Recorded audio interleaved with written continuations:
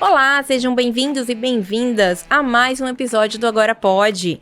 Eu sou a Aline Marques, editora-chefe do Lê Agora, e hoje comigo aqui na bancada tá a Luísa Vieira, nossa jornalista. Oi, Aline. Olha, é um prazer estar aqui para dividir essa entrevista com você. E eu já vou apresentar, a nossa convidada especial de hoje, a vereadora Maria Avalone, do PSDB. E a Maria, ela tem uma trajetória forte na defesa das mulheres e do artesanato regional. Ela já foi vice-presidente da Associação de Moradores do Bairro Araés, foi coordenadora do Programa do Artesanato Brasileiro e atualmente é presidente da Comissão dos Direitos da Mulher na Câmara. Seja muito bem-vinda, viu, vereadora? Eu estou muito feliz de estar aqui com vocês no Agora Pode. Boa tarde a todos. Obrigada pelo convite. A gente que agradece, vereadora. Vamos começar falando sobre um projeto que a senhora apresentou na Câmara, o relatório temático Orçamento Mulheres, como instrumento de controle social e fiscalização do orçamento. Pelo que eu entendi, a Prefeitura vai ter que apresentar anualmente um relatório falando dos investimentos para reduzir a desigualdade de gênero, certo, vereadora? É isso, né? Sim. Eu queria que você falasse da importância desse projeto. Você acha que vai ser aprovado ainda este ano, já valendo para o ano que vem, né? E o que a senhora espera mudar aí dentro dessa realidade que a gente tem? Então, o Orçamento Mulher, hoje a gente está vendo muito falando sobre o orçamento, né? Mas o orçamento, o nosso estado de Mato Grosso é o primeiro estado que fala do orçamento da mulher, olha só, viu? E foi através do deputado Carlos Avalone. Quando eu estive como vereadora suplente, eu questionei muito isso. E eu questionei muitos projetos voltados para políticas públicas para as mulheres. Realmente a gente não podia desenvolver o trabalho, porque não estava no orçamento. E eu falei, poxa, que chato isso, né? Tantos projetos. Aí eu fui entender, procurar saber do projeto. Por que a gente não conseguia? Porque não estava no orçamento. Então, o que é o orçamento? Eu estou agora, coloquei de entrada com a PL do orçamento da mulher. Por quê? Porque muitas mulheres não se vê nele. Você tem um valor que o governo do estado, ou federal, ou do município, possa vir investir na mulher, mas como que vai ser investido? Qual o valor que tem? E aí não tem. Por exemplo, no estado mesmo, em termos de segurança, a gente fala tanto da violência para combater, mas quando você vai ver no orçamento o que se investiu no orçamento, ele tem assim, de segurança, 0,00 algum porcento, a gente não pode nem falar, não é nada. Então, isso daí não dá. Você vai ver na educação, também você não vê o investimento. E foi aí que eu fiquei muito questionando isso. Como que a gente vai se ver no orçamento? Então, é discutir com o município, com o prefeito, agora que nós, como estou na Câmara, como vereadora, a gente vê sobre o orçamento da mulher, porque no orçamento é que nós vamos saber quanto que nós vamos investir, por exemplo, com creche, como é que nós vamos ter, quanto é que tem de valores que a gente pode investir na creche. E a gente sabe que é importante para nós mulheres, a políticas públicas para fazer para as mulheres, a gente tem que questionar o orçamento. E assim a gente vai poder fazer investimento, qualificação das mulheres, quanto que tem para isso, para ser investido nisso. Quanto é o valor que a gente tem para se investir na educação. Então, é no orçamento, é por isso que a gente precisa agora, em abril, estar questionando a LDO e a gente fazendo esse trabalho para a gente se ver e ser atendida e fazer políticas públicas realmente, como eu falo, pouco discurso e chega de discurso e vamos partir para ação. Então, o orçamento mulher, gente, é fundamental, é um assunto que realmente a gente precisa estar discutindo, estudando mais. Não é fácil entender o orçamento mulher, mas ele há uma necessidade, é a importância dele nesse momento que nós estamos vivendo. E eu fico muito feliz que Mato Grosso é um estado que a nossa capital começou a discutir e a falar mais do orçamento da mulher. E eu quero agradecer muito o deputado Carlos Avalone, que aí, como homem, é um defensor muito grande e está aí mostrando que a gente precisa se ver nesse orçamento. E assim, como presidente da Comissão dos Direitos da Mulher, eu queria saber como a senhora tem avaliado esse crescimento do número de feminicídios aqui em Mato Grosso, né? E o que pode ser feito para mudar esse cenário? E eu vou aproveitar aqui para já emendar, assim, dentro do âmbito da Câmara Municipal, né? O que é possível fazer de maneira palpável aí para enfrentar a questão da violência doméstica e até educar, digamos assim, né, os homens para a gente diminuir aí essa masculinidade tóxica, esse mundo machista, essa criação machista também que a gente vê que isso que acaba reverberando na violência, né? Então, nós estamos vendo sempre as notícias, né, de feminicídio, né, da violência que as mulheres sofrem, né? E não tem outra explicação a não ser mais tudo que se faz, né? Como eu estava falando até do orçamento agora, né? Que a gente precisa se investir mais e a gente investe em políticas e não está resolvendo, né? A sensação que a gente tem é que parece que nada adianta, né? Mas o que vai adiantar mesmo, que eu acredito que é a solução, é a educação. Sem a educação não tem, porque é a educação que faz as transformações, então nós precisamos investir na educação. E educar os homens, né? Mas é porque a gente precisa discutir isso com os homens, né? Às vezes fazemos evento e nas palestras tem só mulheres e a gente está falando de violência que nós mulheres estamos passando. E o público é só mulher. Você vê 3 a 4 homens. A gente tem que conversar com os homens. Eu tenho muita admiração por um trabalho que a Lírios faz, que é lá em Várzea Grande, e que está dando resultado. Esses exemplos tem que trazer para cá, para outros lugares também. Então, assim, combater a violência vai ser através da educação. A gente tem que ensinar a respeitar os homens, os meninos, desde cedo, a falar sobre isso, a conversar com eles sobre isso. E o trabalho que a Lírios faz, o que ela faz é uma rede. Então, ela envolveu todas a escola, o Ministério Público, a Secretaria de Educação, a própria Prefeitura, está conversando sobre isso. Então, acho que esse é o meio mesmo, é através da educação, é que a gente vai dar mais solução. Você vê que o índice lá de violência diminuiu.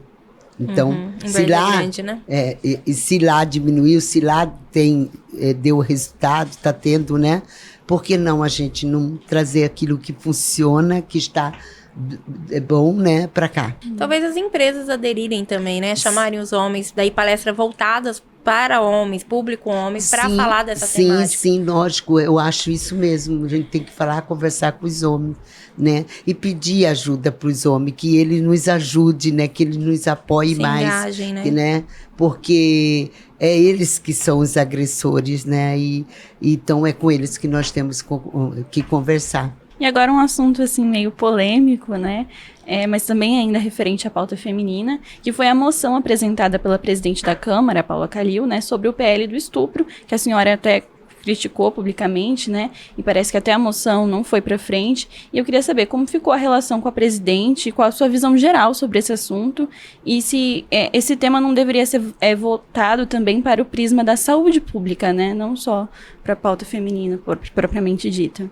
Sim, o clima, né, começando sempre com muito respeito, né? Jamais a nossa presidente, ela realmente nunca me questionou ou teve algum desconforto entre nós, porque eu tive uma opinião e eu não fui contra, né, essa moção de aplausos, até porque eu acho que é inaceitável a gente querer penalizar uma pessoa que já foi violentada e ela passar até ter a penalidade maior do que realmente já feriu, já violentou, né? Então, para mim é inaceitável, porque um estupro, ele já vem com a violência. A pessoa que sofreu, ela já está toda fragilizada, com traumas, né? Traumas, entendeu? Isso é muito... E aí achar que quem cometeu não tem que... Ela vai ser, por ela sofrer, ter que fazer talvez um aborto, ela tenha que sofrer a penalidade por conta disso. Então, não aceito. E eu acho que também é uma questão de saúde pública, que a gente possa falar mais sobre isso, investir mais, entendeu? Porque quantas jovens às vezes se vê nessa situação e às vezes não tem um apoio, ela não tem uma saúde que ela possa tratar, buscar um amparo, amparo. Eu acho que nós temos que investir e falar muito sobre isso e cobrar muito, que realmente tem um investimento muito grande na nossa saúde, principalmente para cuidar mais da saúde da mulher. Tem mais hospital, tem mais tratamento, mulheres que precisam ser tratadas até mesmo psicologicamente. A gente sabe da saúde mental, que é um problema muito sério que está, né? Não, a saúde, quando eu falo, não é só aquela saúde que vai no médico, um exame, aquilo, não, é no geral mesmo. A gente sabe que se a gente cuidar da mulher, ter a saúde da mulher, um hospital que cuide da mulher, que a necessidade muito grande, a gente vai estar cuidando de toda a família. Eu falo isso direto. Quando uma mulher ela vai levar seu filho para fazer uma consulta, um tratamento, é ela que vai. Então, se tiver um hospital que seja da mulher junto com a criança, materno infantil atendendo. E a nossa capital, olha só, não tem nenhum hospital que cuide só da saúde da mulher e da criança também, né? Então, acho muito importante, a gente está trabalhando, vamos trabalhar para isso, e nós mulheres temos que nos unir e buscar essa solução. A senhora já atua há muitos anos na valorização do artesanato regional, né? A experiência pode contribuir ali para as políticas públicas voltadas para a cultura, economia local em Cuiabá. Como está essa discussão desta temática com a cultura do município, né? Eu sei que é uma gestão recente, mas a gente viu aí, não teve carnaval, não vai ter aniversário. Como está a conversa com o setor da cultura ali para olhar, e também o desenvolvimento econômico, né? Porque artesanato a gente tem que olhar para o lado da economia também. Exato. Então, como está a conversa com a prefeitura nesse sentido de incentivo ao artesanato que está sendo feito, vereadora? Já tive 2 vezes com o secretário de Cultura e gostei muito, viu? Muito mesmo. Ele tem... se mostrou bastante preocupado e em fazer realmente em valorização da nossa arte, do nosso artesanato. Vejo que economicamente é muito importante, né? Porque eu conheço muitos artesãos que vivem da arte deles, que sustentam a família só com o artesanato. Então, o investimento é importante. Também vejo que a gente precisa muito, aí a nível de prefeitura, investir na nossa cidade. Porque como é que você vai atrair o turista se a gente tem um centro histórico do jeito que se encontra? O centro histórico nosso está derrubado, está totalmente degradado. Então, assim, se a gente não valorizar isso, como é que você traz um turista para cá? E ali, o que ele vai ver? Não vê nada. E nós somos uma capital que somos uma capital rica. Então, não tem. Passam-se governo, prefeito, e a gente não se vê nada fazendo por o centro histórico, e nem pela arte nossa, e nem para o nosso centro histórico, né? E como você atrai turista para ficar na nossa capital? E sendo que a gente tem bem aqui perto uma riqueza do nosso Pantanal, mais perto a gente tem aqui a Chapada, o nosso cerrado ali, né? Com aquele clima. e não tem um investimento aqui dentro da capital e principalmente na nossa arte. Nós precisamos fazer mais políticas públicas para a arte e para a cultura, valorizando e divulgando e investindo. Eu vejo que aqui nós temos grandes mestres para professores que podem estar ensinando também as gerações novas a ter fazer artesanatos, arte, né?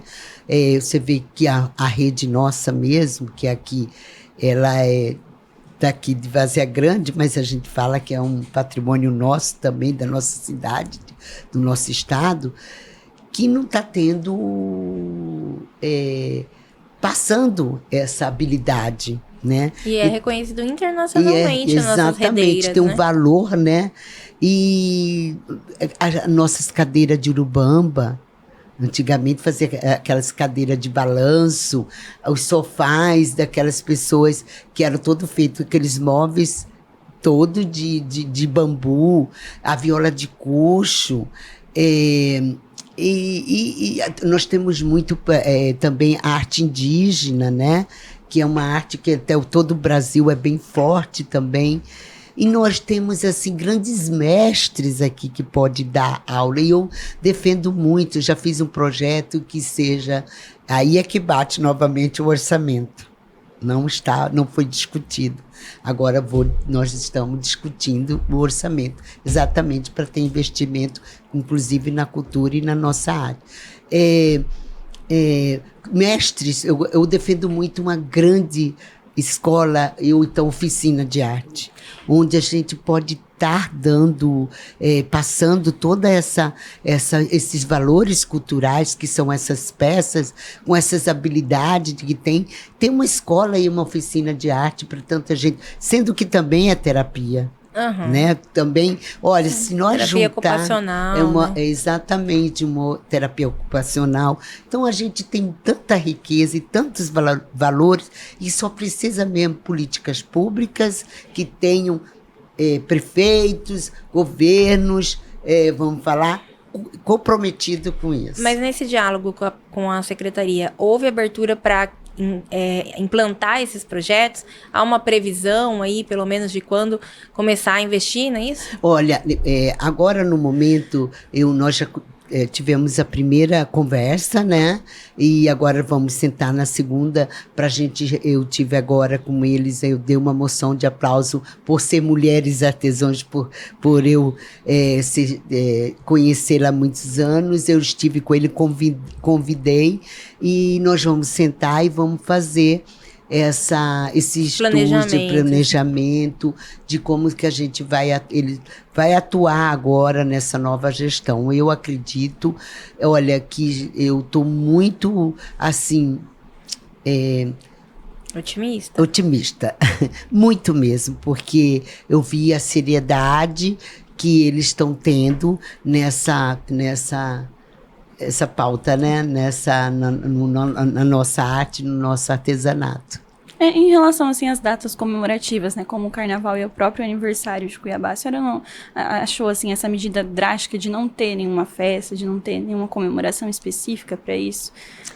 Primeiro que eu acho que no momento que nós estamos passando, que a cidade está, é uma realidade, o prefeito não tem dinheiro. Então, assim, você fazer festa onde precisa, a saúde está precária, onde a cidade está toda suja, toda precisando dessa limpeza, né? Não ter o dinheiro, por que a gente vai ter dinheiro para festa?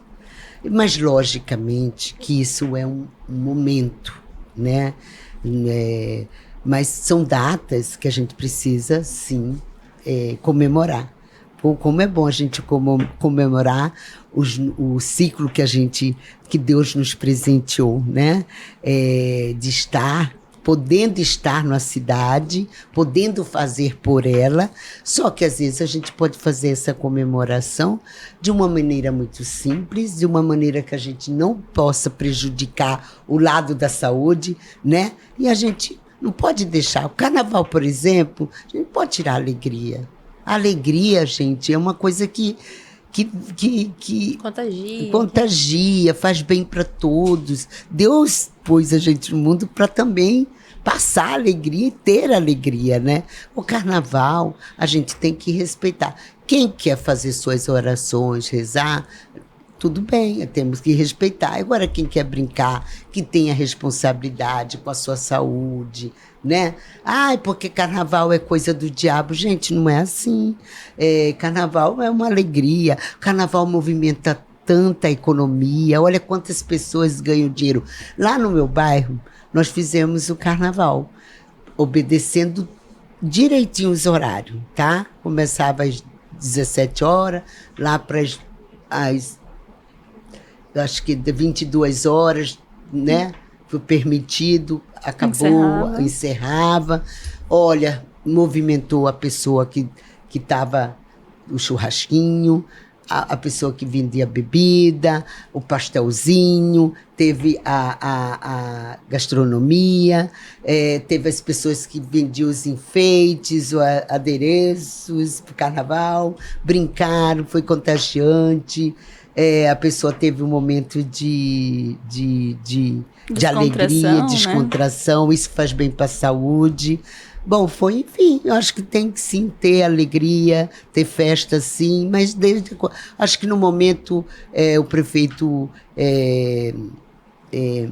colocou porque estamos passando, a cidade está realmente precisando desses, né, cuidados. Você acredita que até ano que vem resolve essa situação? Eu acredito que tem que resolver, né?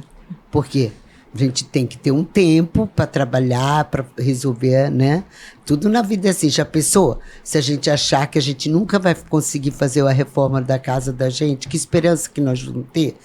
Como assim? Não, tem que resolver sim. Acho que agora é o momento de estar planejando, se organizando. As dificuldades sempre existirem e vão sempre ter, mas a gente está aqui para superá-las, né? E olha, nada que a gente faça com amor, dedicação e acreditando que dias melhores virão, vão vir sim. Eu acho que até lá para o mês de setembro, outubro, a gente pode estar vendo uma Cuiabá com uma calçada boa para se caminhar, uma Cuiabá com a iluminação melhor, uma Cuiabá com estrutura nos bairros, os centros comunitários recuperados, porque é isso que vai dar qualidade de vida para todos nós. E agora voltando mais para um âmbito mais político, né? A senhora no início do mandato criticou, né, algumas interferências do prefeito Abílio na Câmara. Eu queria saber como está essa situação hoje, né? Agora quase 3 meses de gestão. Como a senhora tem avaliado isso? Olha, eu costumo dizer assim, é assim, né? A Câmara é a casa do povo, né? É lógico que o nosso prefeito é bem-vindo, não... Sabe, eu acho legal um prefeito que queira discutir, levar projeto. Toda vez que até agora ele precisou dos vereadores, todos entenderam e foram parceiros, né, de votar naquilo que ele realmente mostrou que que a cidade precisa, né? Então acho que tudo bem, mas assim... Já eu acho que ele precisa confiar mais. Nós estamos ali, ninguém quer fazer oposição por ser oposição. Todos, pelo que eu converso com meus nobres colegas, eles todos estão querendo ajudar Cuiabá. Ninguém quer fazer oposição, porque a gente está vendo que precisa. Mas eu acho muito bem-vindo a ida dele à prefeitura, mas tem que agendar. Não é às vezes você está numa sessão, parar a sessão para poder atendê-lo. A senhora acredita que isso então atrapalha, de certa forma, o trabalho dos vereadores? Sim, atrapalha, porque você tem compromisso com os horários, você também tem uma agenda a cumprir, você também tem. É a mesma coisa que eu chegando lá, não marquei nada, uma agenda com o prefeito, com o governador, com um deputado, com um secretário e com uma médica. Vamos sair com uma médica e chega lá e falar, eu quero ser atendida. É agora, sabe? Não é assim, né? Não que ele chegou lá e falou, vai ter que me atender, também não foi assim, mas às vezes a presença dele incomoda, não pelo fato de que ele, a pessoa dele incomode, mas às vezes você está numa linha pensando, toda organizada, fazendo um trabalho, de repente veio o prefeito. Ou não, ele chega e movimenta ali, né? Movimenta, de alguma você forma, fica, né, assim, será o, né? Então, acho assim que é legal, de acordo com o que você agende para conversar, né? Ainda mais quando tem que levar propostas ótimas para nossa cidade. Quem que não vai querer conversar com o prefeito ou com o governador ou um deputado que vai lá e queira fazer, né? Agora, vereadora, mais diretamente, você acha que isso prejudica a atuação, a autonomia, a atuação do vereador e a autonomia do legislativo? Já houve, no caso dessas idas, assim, que mudou uma votação ou algo desse tipo? Assim, e até comparando, a senhora ficou 11 meses na legislatura passada e agora essa experiência, né? Comparando aí essa questão de como é a relação Câmara e Prefeitura. Bom, da outra, como eu fiquei 11 meses, a minha relação foi muito de observar, aprendi bastante e eu não tive problema nenhum em relação a outra gestão de relacionamento. Muito pelo contrário, eu fui atendida. Muitas vezes eu cansei de ir, voltei, mas eu insisti e o objetivo na época que eu quis, as emendas que o deputado Carlos Avalone colocou, eu consegui realizar, né? Eu fiscalizei mesmo, né? Mas agora, por exemplo, essa minha experiência de vamos fazer 4 meses, né? Porque nós temos 3 meses agora, né? E eu acredito muito que o prefeito Abílio, ele deveria mais, assim, confiar mais, sabe, no legislativo. Nós estamos ali para... Mas aí, então, tira essa autonomia, é isso? Tira ou não essa autonomia? Eu acho que não tira, não, porque eu acho que isso depende de cada pessoa. A minha não tira. Eu não tiro. Você não mudou não nenhuma votação? Eu acho que é uma postura muito aqui a presidente que tem que ter. Ela que tem que ter. Porque ela é que é presidente. Então, agora, para mim, se eu achar que um projeto ou que ele esteja e eu fiscalizar, eu vou... Como eu digo, eu nunca vou fazer uma oposição por ser oposição. Agora, a hora que eu vejo que algo eu acho que não condiz com o que eu realmente penso para nossa cidade e quero para ela e que não está sendo boa, né? Não estão conduzindo como realmente que é para todos, aí sim para mim não tira a minha autonomia. E a senhora acredita que a presidente tem se posicionado em relação a isso? Se posicionado bem em relação a isso? Olha, eu não vejo ainda que ela tenha se posicionado de uma maneira que não foi assim de conversar, entendeu? Até agora não chegamos a isso até muito, não. Mas eu acho que é um posicionamento mais dela de se colocar que os próprios vereadores e outros já não se sente muito, né? Mas, como eu disse, a casa é do povo. Então, cabe também ela, como presidente, talvez falar, olha, realmente nós precisamos de ter uma agenda para conversarmos aqui, né? Porque, assim, senão fica... É a mesma coisa que eu chegar lá e querer que ela me atenda e sem eu não ter comunicado ou agendado. É uma questão de respeito, né? Então, eu acho que, vamos falar assim, como diz o meu neto, cada um no seu quadrado e vamos respeitar, né? E agora, em relação ao PSDB, né? Recentemente o partido tem passado por mudanças significativas, inclusive com a saída anunciada do Cidadania da federação. E eu queria saber se a senhora continuará, né, no PSDB e como tem sido esse diálogo interno sobre o futuro do partido mesmo. Olha, primeiro eu sempre fui, sou do PSDB, nunca fui para outros partidos, né? o PSDB, ele continua firme e forte, apesar da gente saber que tem uma fragilidade em termos de candidaturas, né? O PSDB deu uma... esses últimos anos não foi fácil, né? Mas nós continuamos forte. Nós temos aí agora estudando não vai acabar como todo mundo estava achando. O PSDB vai acabar. Não, o PSDB continua. E agora nós vamos ver uma federação aqui, nós estamos discutindo, até abril nós estamos, né, conversando. O Cidadania não está mais, mas a federação, talvez a gente esteja com o Podemos, né?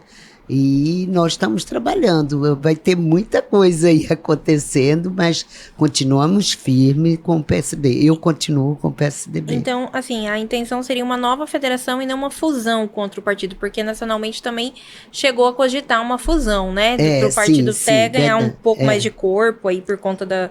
Hoje reduziu a representatividade do PSDB em nível nacional. Isso afeta recursos, enfim, afeta em várias questões, né?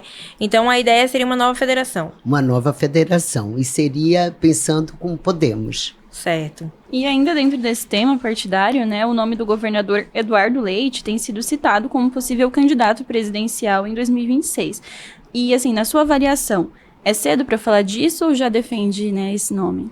Bom, cedo não é. A gente está agora falando, né? Então não é cedo. Tá todo mundo já falando, todo mundo, né? Conversando. Na verdade, todo mundo tem uns para falar, é cedo para falar, vamos falar nada, que nada. Tá todo mundo conversando. Eu acho o Eduardo Leite um excelente candidato. Nós temos que sair dessa polarização de Lula ou Bolsonaro. Então, acho que temos que achar um outro candidato, né, que seja, porque o Brasil realmente merece não estar mais nessa polêmica, já deu, né? Acho que o Lula já mostrou que a gente quer mais isso, Bolsonaro de certa forma, vamos pensar, nós precisamos ir para frente. E se a gente ficar nesse ódio, nessa raiva, nós não vamos para frente. A gente sabe disso, a gente tem que pensar na próxima geração, no futuro melhor para o nosso Brasil, né? Então vamos olhar para frente. Agora, no cenário estadual mesmo, né? Qual que será o posicionamento do PSDB aí para as próximas eleições? Vai ter um candidato? Também pensa em lançar alguém para o governo, para o Senado, para alguma majoritária? Ou o foco ainda será nas proporcionais? Que a última eleição acabou sendo uma aliança, né? O foco mais nas proporcionais. Quais são os projetos aqui no estado? Olha, nós estamos, é isso que eu estou falando, estamos conversando mesmo, né? Principalmente a nossa situação do PSDB, né? Com essa junção da federação, né? Então, nós vamos conversar aí qual vai ser o próximo candidato, a majoritária, né? Então, vai ter um candidato à majoritária? Nós queremos, né? Tem algum nome já? A Valone, Carlos Olha, eu acho que o Carlos seria um bom governador, viu? Mas eu conversei isso com ele, ele nem então, eu acho ele super bem preparado, tem uma visão de Estado maravilhosa, eu que conheço muito bem, mas não é ele que é o candidato. Quem é o candidato? Não sabemos ainda, porque Marcelo Maluf chegou a falar de um interesse aí para governo, né? Marcelo Maluf, que é um bom nome também, um excelente empresário, aí, gente, com outras, né, visão de política, poxa. Nós estamos, olha, tem coisa que é segredo, né? A gente conta depois, né? Aquele segredo que a gente quer contar, que não é segredo daqui a pouco. Não, fala só a inicial do nome aí pra ver se a gente... Não posso, não tenho ainda, porque como eu estou falando para vocês, nós estamos realmente conversando, né? Mas a senhora iria, em 2026, tem alguma pretensão ou não? Eu? Não, a minha pretensão é apoiar o deputado Carlos Avalone. Mas, de qualquer forma, a senhora está otimista para 2026, para esse cenário do PSDB? Sim, estou sim, com certeza. E dessa vez a gente pode dar... Então, também não tem pretensão de sair do partido, deve continuar. Não tenho pretensão nenhuma. Devo continuar, não, continuarei. Tá ótimo. E assim, para finalizar, vereadora, quais são os seus principais objetivos e projetos para este mandato na Câmara, né? E que mensagem deixa para as mulheres cuiabanas e para quem acompanha, né, o seu trabalho também? Olha, gente, o meu principal objetivo, né, como vereadora, é realizar o trabalho que eu me coloquei na campanha, né, com a minha proposta. É uma Cuiabá melhor, uma Cuiabá com mais estrutura, uma Cuiabá que priorize mesmo a política para nós mulheres. Por isso que eu estou como presidente da comissão, sou presidente da Comissão de Direito da Mulher. Eu foco muito que se a gente cuidar da mulher, a gente está cuidando de uma família toda, de todo, do velho, da criança, do idoso. E a gente precisa fazer política. Quando eu estive como vereadora, suplente, eu ando muito nos bairros, eu sei quanto que as mulheres precisam se qualificá-las, preciso capacitá-las, preciso levar mais condições de vida melhor para elas. Nós não podemos ter um Estado e ter as mulheres como estão vivendo, um Estado, uma capital onde se mata a mulher. Está em primeiro lugar ou em segundo lugar, isso tem que mudar. E eu vou fazer de tudo, porque a gente precisa acreditar que nós vamos ter essa mudança. E essa transformação vai vir, sim, fortemente, investindo nas mulheres, investindo na saúde dela, investindo na saúde mental, que é muito importante. Eu falei isso muito na campanha. Nós temos um índice muito grande de suicídio. Nós temos um índice muito grande de crianças com autistas, bipolaridade, depressão, e a gente precisa levar a saúde, fazer CAPS em toda a região da nossa cidade, dando muito mais atenção a essas, ficando preocupar com a segurança de nós mulheres. É isso que eu quero um bairro com mais estrutura, um bairro que quando quem mora lá volte e tenha condições de viver bem. Nós precisamos de ter qualidade, nós precisamos de centros comunitários onde a gente pode levar e capacitar, levar recursos, onde a gente veja a educação transformar a vida das pessoas. Então, essa a minha maior vontade que eu quero realizar. Eu agradeço a sua presença, sei que a agenda é sempre muito lotada, é difícil achar um espaço, mas fico muito feliz, inclusive de uma bancada feminina aqui, né? Então, acho que a conversa foi muito esclarecedora. Eu agradeço a senhora estar aqui no Agora Pode. Olha, eu quero agradecer vocês, gostei muito de estar aqui conversando. Eu tenho ainda pouca experiência, assim, na política, eu fico meio nervosa de dar entrevista, mas Agora Pode me deu essa oportunidade de estar aqui com vocês. Eu fico muito feliz, e vocês que estão me ouvindo, pode contar com a Maria, a vereadora. Sempre todo mundo me chama a Maria do bairro, eu estou no bairro mesmo, eu quero fazer mudanças no bairro, eu acredito que a gente possa mudar, sim. Tá, obrigada, e uma semana abençoada para todas nós. Amém. Amém. Muito obrigada, viu, vereadora? A senhora é muito bem-vinda para voltar aqui e conversar com a gente outras vezes. E para você que nos acompanha, né, lembrando que esse episódio ele vai estar disponível no YouTube e na maioria das plataformas de áudio, incluindo o Spotify. E assim, acompanhem o Lê Agora também nas redes sociais e o nosso site, leagora.com.br. É isso, pessoal, e até a próxima.